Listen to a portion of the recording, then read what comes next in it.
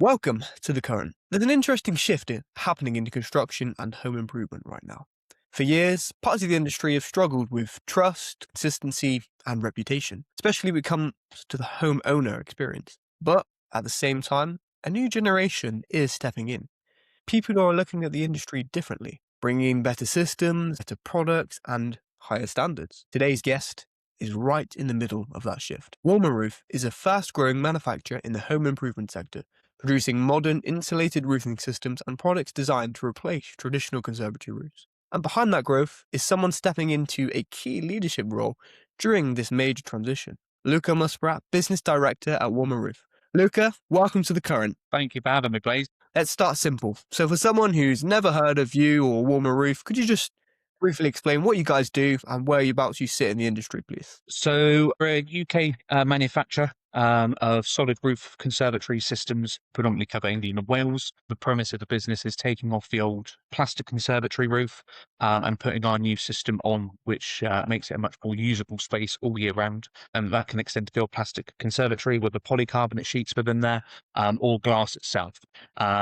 Really focusing on as our main core of a business, which since then, and we'll probably touch on this, but which has gone on to flat roof systems, to lanterns, to aluminium bifolds, and a much broader scope of products within that home improvement industry. Amazing. Thank you very much for that overview. Just briefly, you mentioned replacing these traditional conservatory roofs. So quick question, why was it even a problem in the first place, out of your opinion? Well, the use case of them has evolved. What the conservatory once was seen as a way and a quick and a cheaper way to add a usable space onto the back of a house, but traditional extensions might have been, unable to gain access through means of cost, through means of planning, through means of building control. So conservatories were what a better way to say it, a white box to put on the back of the house. Again, actual reasonable use case scenario all year round. They probably used it collectively about 60 to 90 days. You have your extreme highs or extreme lows thermally, as conservatory owners will know, but it's unusable. It's either like a greenhouse or it's like the Arctic. Now, you can combat that with air conditioning units and or radiators, but that doesn't actually fix the root cause of the issue, which is it isn't a thermally efficient product. So I think people sold themselves into the idea of yes, and then the actual real life factor come into it that it was you couldn't use it, and that's something that's over the course of the years, tens of millions of conservatories have been manufactured, have been installed, and as we are as a growing market, are seeing a considerable change now to a more usable room 365 days of the year, especially in a market that's now at the moment in its sort of 10-15 year cycle of don't move, improve, and this is a key factor within that, especially with the Greener Homes Grant. Future home standard coming into effect, people are starting to look at ways that they can reduce the cost of their heating, their electric bills. But thermal heat loss is something that's not just seen in household windows, that big white box on the back of the house that seems to be pumping out all sorts.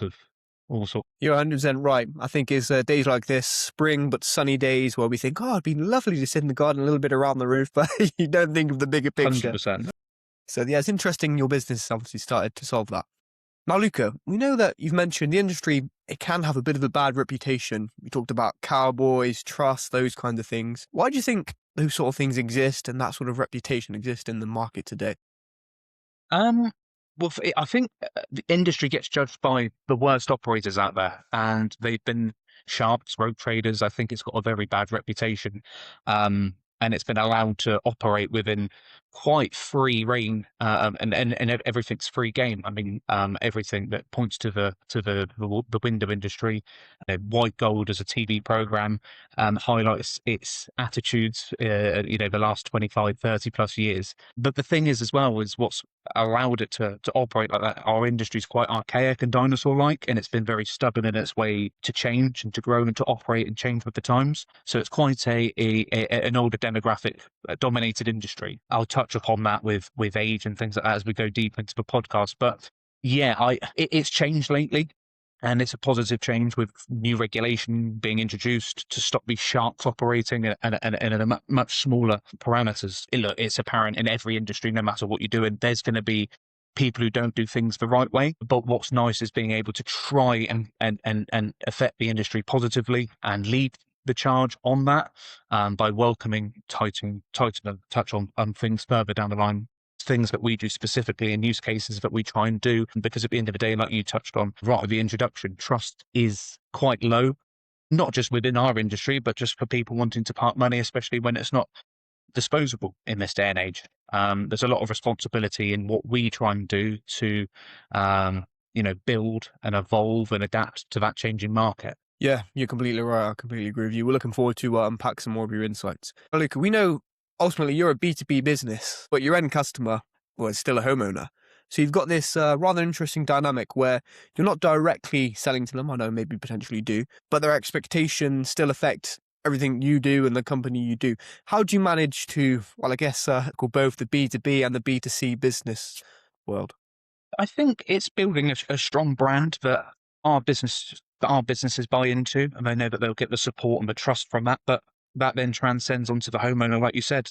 I think the demand's huge, and things like the energy crisis going on, oil, gas, etc. All of these real world factors, housing, interest rates, mortgages, etc. I think the thing that stops a lot of people, because I don't think you'll ever stop people ever wanting to spend money. They'll always find a way to do it, to find the holiday, to find the thing that's been on the to-do list. They will find a way, but they hesitate because of bad experiences or the trust isn't there.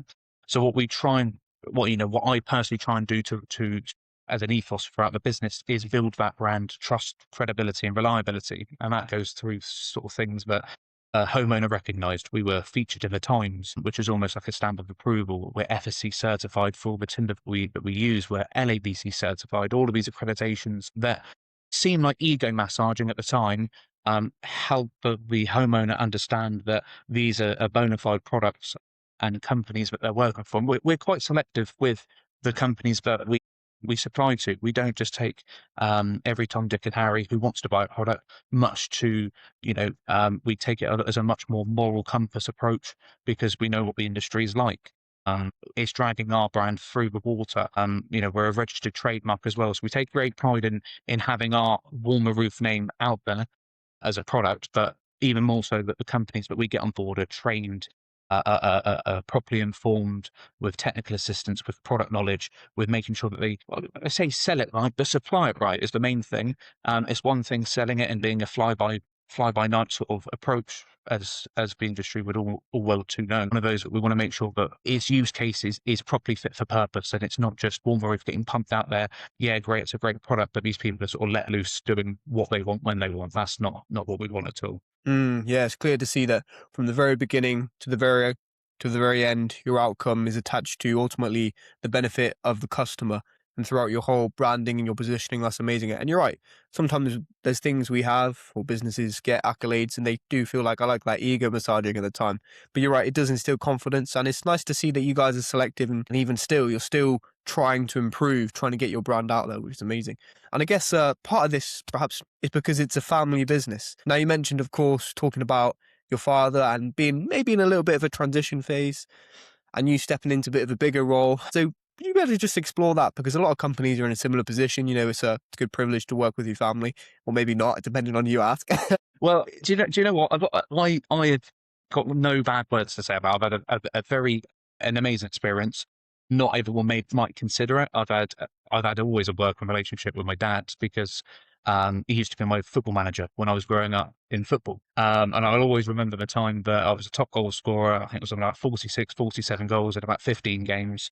And he dropped me to prove that no one was undroppable, just as a point to prove to the other teammates, which at the time was a horrible lesson. Couldn't understand it on reflection. It's one of the best things that's happened, and it sort of set a precedent that it was never going to be just gifted. It was always going to be merit based. I've not always worked for him. I've done my own career building. I've done my own experience sharing. And when the opportunity came, it was more merit based on what I could bring to the company rather than family and sort of an inherent right to be here. And I feel like that definitely helped with the imposter syndrome that some family dynamics can bring. You've definitely got twice as much to prove you're there for the right reasons. You're always working that extra bit. We've got a good balance with our relationship. We work shoulder to shoulder all day, every day. So there's never, don't get me wrong, we don't agree on everything. I've got different approaches and he's got different approaches. But it's been nice because I've had my own sort of progression and way of doing things that he's allowed me to do, whereas some family dynamics might have, I'm second generation, but the first generation's got a way of doing things and it's got to be like that, and they find it very hard to sort of relinquish the reins, especially to someone who they might not feels ready. I've had quite a nice mentorship from him. I've taken the good of what I see from him and I've adapted it into my own approach. So I like the term when people say, you cut from the same cloth. We're not the same cloth, but we're certainly from the same factory. He's been great. We've got a great working relationship, but we've got the same attitudes to the work ethic, never sitting still, not kicking the feet up and letting, it just walk through the door. Great. It's great to enjoy the success, but we're always looking ahead. We want to do things. We don't have a meeting about a meeting before the meeting even starts. It's at the meeting. Let's get onto it. So yeah, it's been good. We're definitely in that transition phase, like you said, and he's taken more of a backseat approach. But it's nice to be able to not just be slotted in side by side. I work my way through understanding all aspects of the business and bringing in a different set of ideas and a different approach from an external sort of position as well. So it's been a nice blend and a nice balance for sure.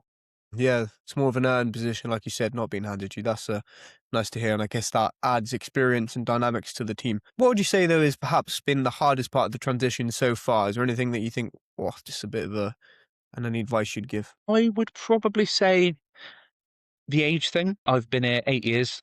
I am the delicate age of 30. But the thing is, what I even found in previous job roles and speaking to very senior people, being young in business can either be like your biggest advantage or your biggest weakness. People will quickly judge you on your ability and your merit, considering your age and whether that be your title or your position with the company.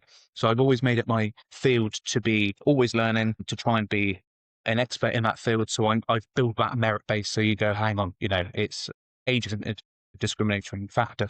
Like I said earlier, when it's an archaic dinosaur-like industry, it's quite resistant to change. And this specific industry mistakes innovation for inexperience because it's always how it's been done. You're not trying to ever reinvent the wheel, but there's always improvements no matter what. It kind of has been quickly dismissed because you're new to the industry, you're young, you'll learn, blah, blah, blah. And I always bring it back. So I've done an article the other week, which was the anticipation of what this year will bring.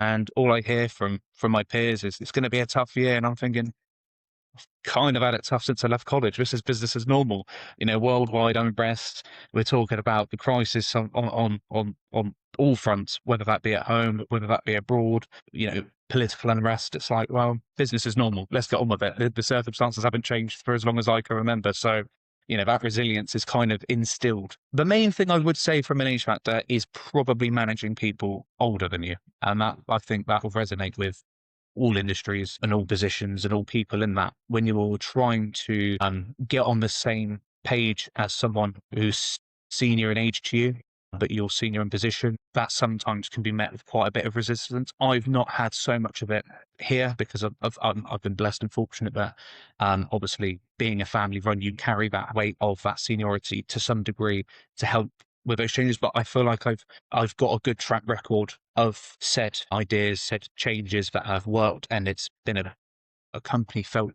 benefit to sort of earn the credentials to be able to give the instructions, the messaging delivery to older people within the workforce. Yeah, it's a delicate position because you can always come across as the arrogant upstart, the young. Who do you think you are? Well, who are you to tell me what to do? I've been doing it 40 years, blah blah blah. But I think it's as soon as you can earn your colours and earn your stripes, the path of resistance sort of fades away, and you like I said, you're there on merit, and you've kind of got your doubters. I'll resonate it with football. You never dismiss an 18-year-old scoring a hat trick every other game over a 34-year-old who's scoring 10 a year kind of thing. It's where you would put the performance versus the age thing. If you're ready, age is never a discriminating factor. I like that. That's some really good practical advice, especially for the younger listeners. And maybe just diving in a little bit further, perhaps someone out there is facing some, I guess, maybe not discrimination, not quite that far, but hesitance because they want to innovate, especially in an industry like yourself in the construction or renewable industry. How would you advise them to best approach someone maybe senior, just in age or even in seniority to bring innovation to the table? How have you found the best way to approach this? I think as long as you go in again, I was always taught in the sales background, you've got two ears and one mouth for a specific reason. Listen twice as much as you talk. I've always been the youngest in my room in previous roles, and dealing with many people in those positions, you've got to be able to adapt, and you've got to be confident in being able to adapt. So you've got to put yourself out there. You've got to be ready for setbacks. Business at the end of the day forces you to make decisions every day, without 100% of information. And that is unfortunately business. You're never blessed with all the information. You've kind of just got to, persevere. You're not going to be right on every single decision. You're going to get those knockbacks, going to get those setbacks. You will not be the smartest person in the room 95% of the time, but that's a blessing. You shouldn't see that as like an adversity thing. You should see that as an opportunity to learn about external things. If there's knowledge from anybody else that you can take on board, not to say that your ideas are worth dismissing, but there might be something that you can tailor your approach to that specific mindset. You've got to know all walks of life and know people's positions to understand how to approach them. Man management isn't a skill I think everyone values as much, because they think that it's kind of, sometimes being on top of a pile is one of the loneliest things in the world. But if you've got a good team around you and a good core, you never feel too distant or lonely. You can never look outside for support is probably what I would say. And even the conversations that you're struggling to resonate will get through to someone. Find common ground. Find that medium that you can have an honest chat. They're not looking to you to have all the answers. Vice versa, don't look to them to have all the answers. Work together on finding a best solution for not just selfish reasons, like I want to do this decision because I want to be seen to be great. I'm making this decision for the better of the company. Can you understand that? What can we do? You tell me, you do this all day, every day. Give me feedback.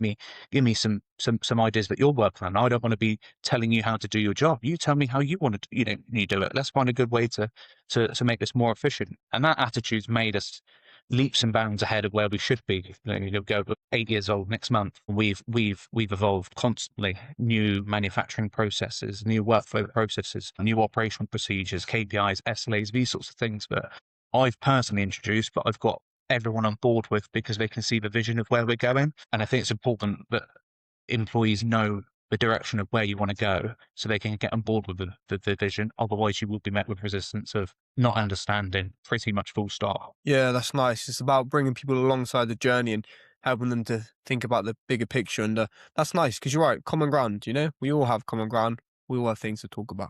You did just mention briefly talking about bringing KPIs and more corporate SLAs and operational efficiency. Why would you say that's so important, the stage you're at now? And yeah. Generally speaking, I find myself personally responsible for it because we're not unique in anything that we do. Everyone, and I learned this from an old sales manager, sales director, who I think was the best salesman ever, but he's not a salesman at all. But he was very much a people person. Anyone can buy anything from anyone, but why should they buy it from you specifically? Those sorts of things, the KPIs and the SLAs, are the things which I personally feel are vital to us in this stage because it will allow us to not become um, ignorant, naive, and arrogant to the stage that we're at. We're in a very, very blessed stage of growth, of doing very well when competitors aren't necessarily. But I feel like if we get complacent, that's where you take your eye off the ball and it's a long fall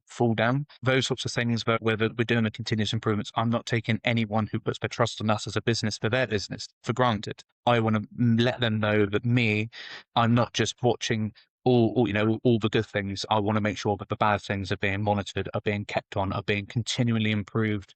So that I value you as a customer, that your thoughts, your concerns, your feedback will be heard, rather than a figure on the spreadsheet and thanks for your money, Blaze, but I don't care. I don't care. I think it helps build a better story of how we approach our customers and how we value their business with us. Yeah, that's really wise advice. Yeah, especially thinking about the future as well, thinking about these long-term goals you have.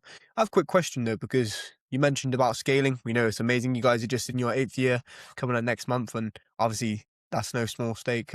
Having his business grown quite quickly over the last. What maybe you say some of the biggest lessons you've learned from scaling this business over the past years? Where the operational or cracks start to show as things start to improve or to grow? What would you say?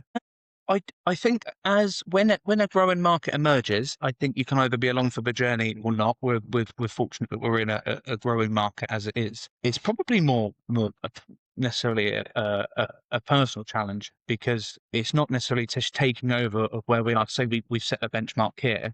It's evolving without losing what made it work in the first place and not losing that identity. And it carries like a unique balance of legacy and progression. The fact that we're not innovating for innovation's sake and just doing things for the sake of it.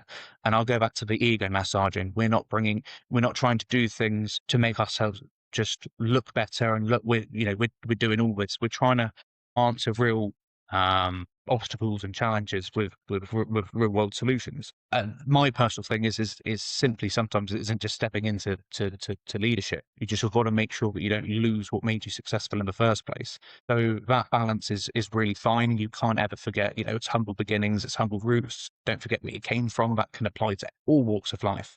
But you've got to treat everyone with the same cloth. But treat people how you want to be treated. I've always had a philosophy in business: the door's always open, it's never closed. I'll never burn bridges. I'll never have a bad word with anyone. People might have an opinion about me within the industry, but in the nicest way possible. I try not to make any enemies because there's plenty of work to go out for everyone, as I always do. I just want to do the best I can and the best this company can do with the time that I get on the planet, as deep as that sounds, but that's kind of the ultimate game, the mission that's sort of set out. So yeah, it's all fun and games. I never take anything too personally. Yeah, I like that. And you're right.